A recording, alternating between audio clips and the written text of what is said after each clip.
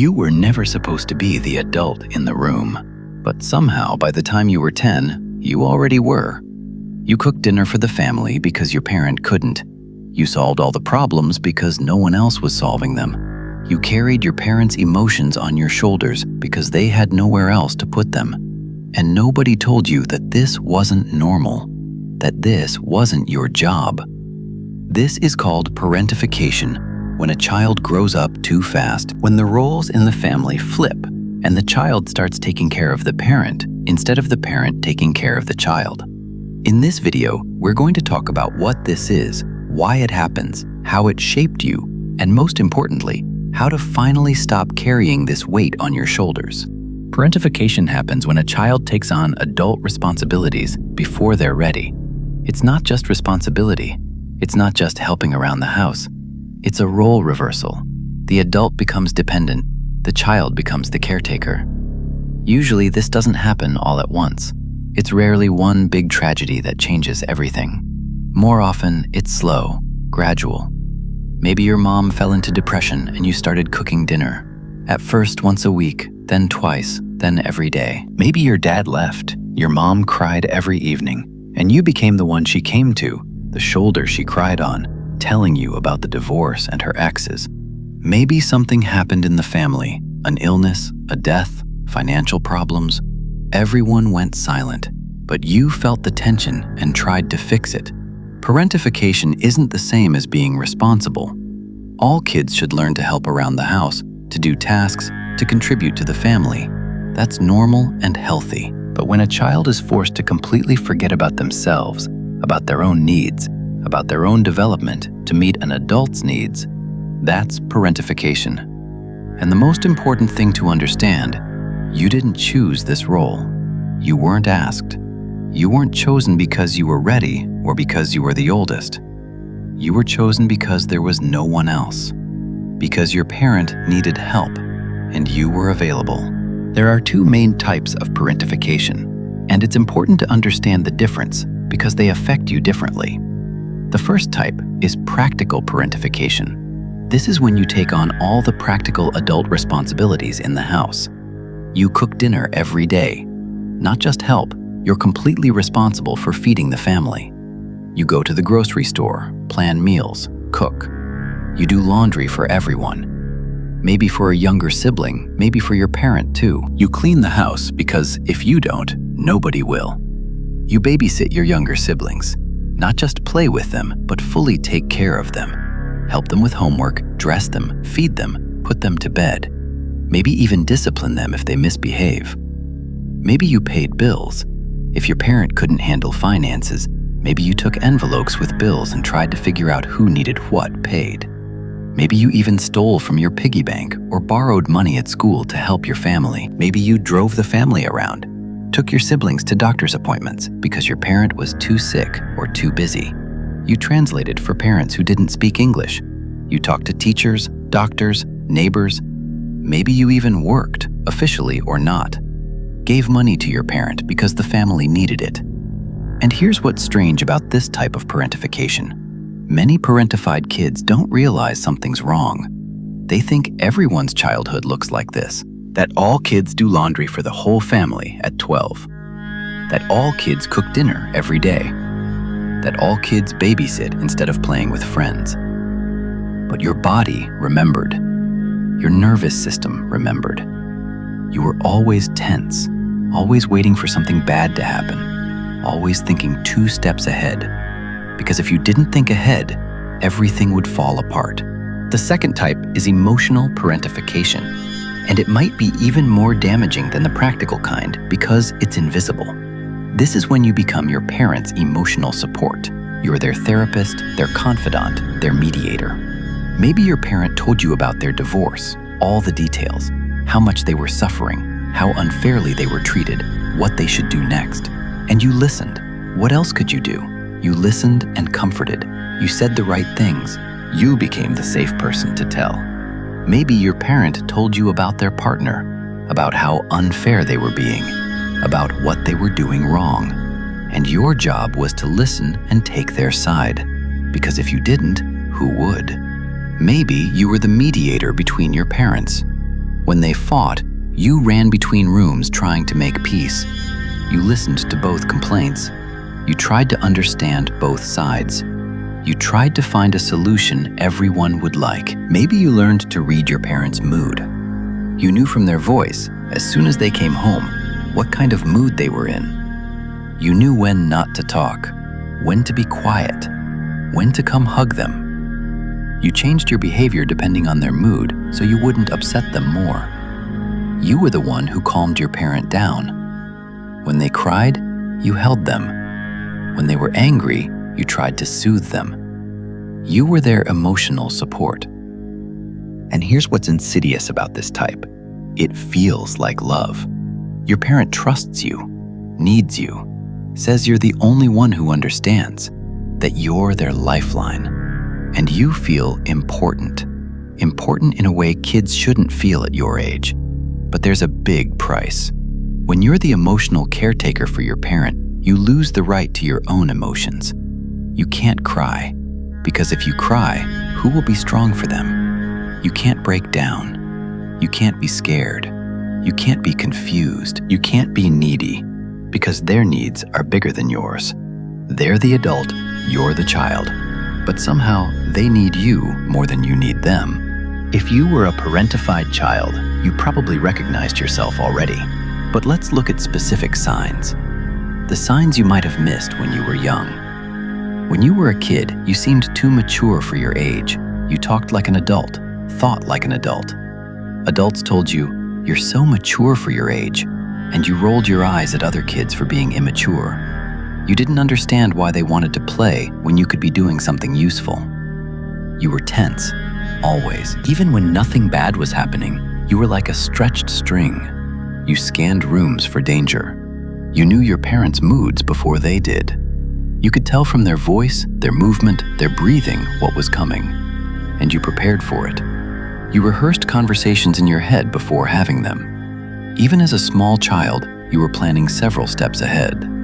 You took care of everyone, your parents, your siblings, your friends, your teachers, but you didn't take care of yourself. You noticed what people needed before they did, and you gave. You gave and gave. You sacrificed. But when it came to your own needs, you stopped. You felt guilty. How can you ask for something when so many people need? You put other people's comfort before your own. If you had to choose between what you wanted and what someone else needed, you chose their need, always. Everything you did had to be perfect. You couldn't make a mistake.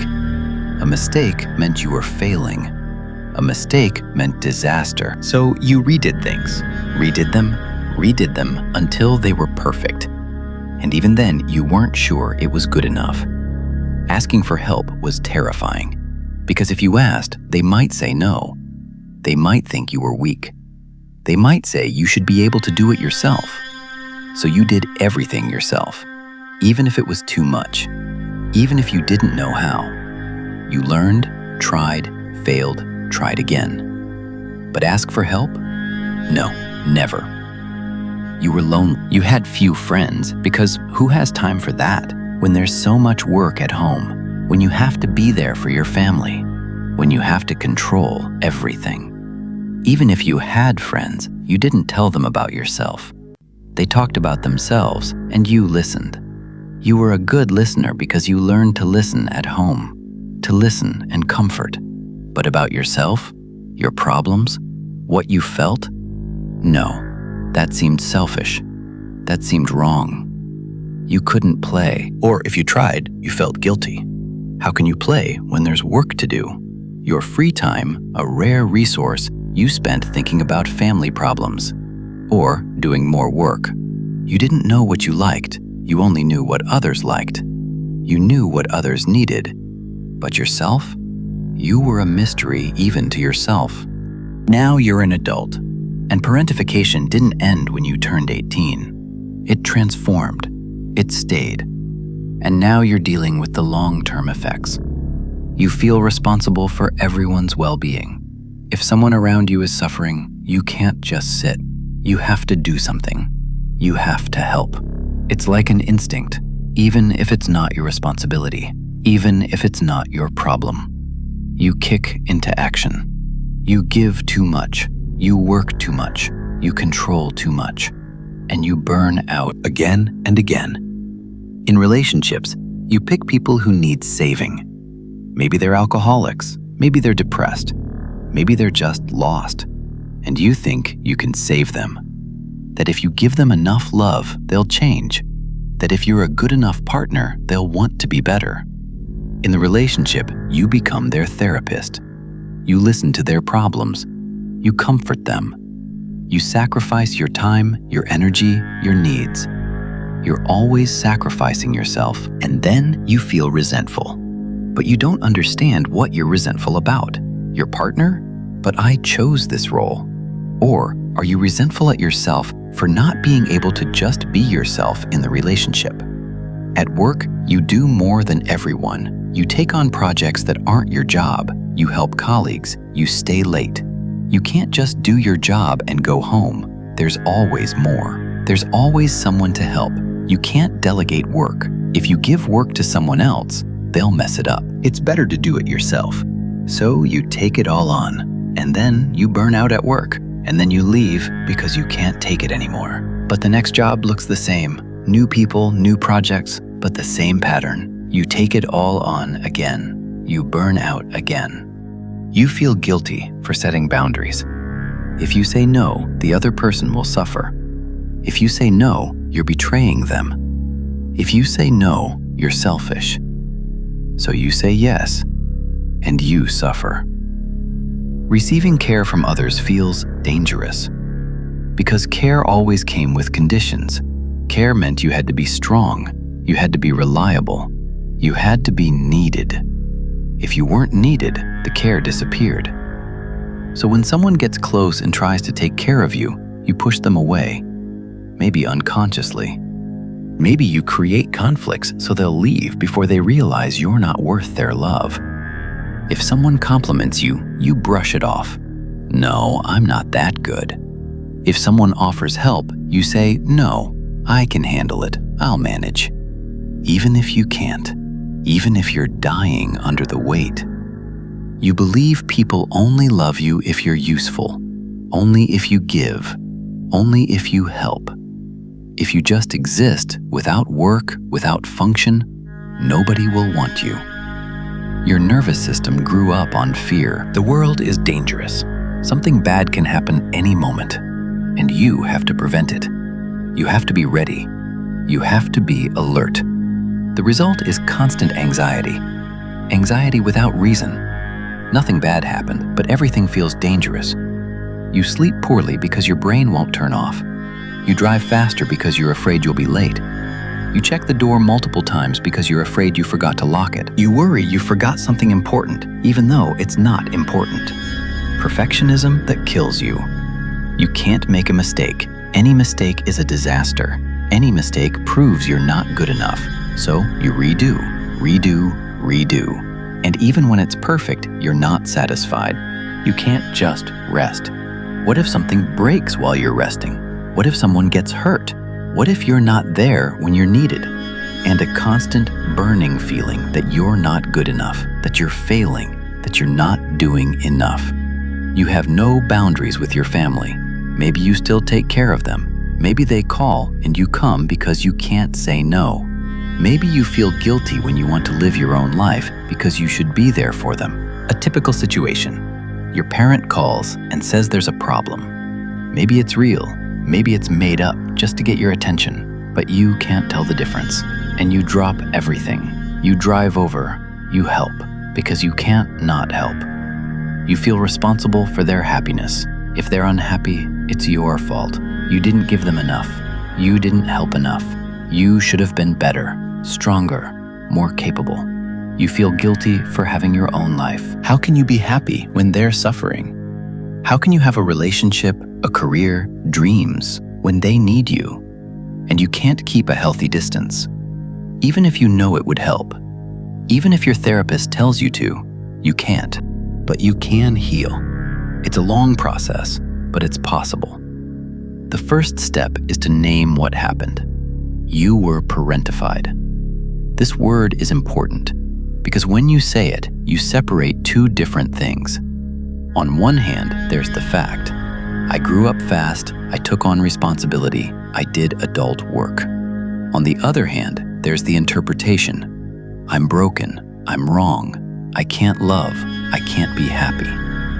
By naming parentification, you say, yes, this happened, but it doesn't mean I'm broken. You were just put in an impossible situation. Let yourself grieve. This is important. Let yourself feel sad about the childhood you didn't get, about the games you missed, about the vulnerability you couldn't have, about the mistakes you couldn't make because you had to be perfect, about the tears you didn't cry because you had to be strong, about the permission to just be a child, without work, without responsibility, without burdens. This grief hurts, but it's important. Don't skip this step. Look at your patterns. Just observe, without judgment. Who do you attract in relationships? People who need saving? When do you give too much? At what point do you realize you're completely exhausted? When do you feel resentful? Who are you resentful at? What triggers panic in you? Who are you responsible for in your life? Why? Is it your responsibility, or did you take it on yourself? When you understand your patterns, you can start changing them. Understanding is the first step. Learn to say no. This is one of the hardest things for parentified people. Because no means you're failing. No means you're not helping. No means you're selfish. But that's not true. No is a complete sentence. You don't have to explain your refusal. You don't have to apologize. Start small. Start with easy things. Say, I can't help with that. That's not my responsibility. I need to take care of myself right now. I can't fix this for you. This doesn't mean you're bad. It means you're healthy. Seek support. A therapist, a support group, trusted friends. You grew up alone with your burden. You learned to carry it alone. But now, in adulthood, learn to share it. Learn to ask for help. Learn to believe that people will want to help you, not because you're useful to them, but because they love you. If this video resonated with you, you're not alone. Millions of people grew up as parentified children. Millions of adults still carry this burden. Millions live in constant anxiety, thinking they're not good enough because once they couldn't save their parents. But you don't have to carry this anymore. You can set boundaries. You can ask for help. You can take care of yourself without guilt. You can say no without feeling bad. You can be happy without worrying about others. And you can become the child you never were. Not as a regression into childishness, but as healing, as giving yourself permission to be vulnerable, to be needy, to be a person with needs. Subscribe to Silent Wounds. Here we talk about childhood trauma, attachment wounds, family roles, and how to understand and heal yourself. Thank you for listening. You were never supposed to be the adult in your family. And now that you know this, you can start to change something.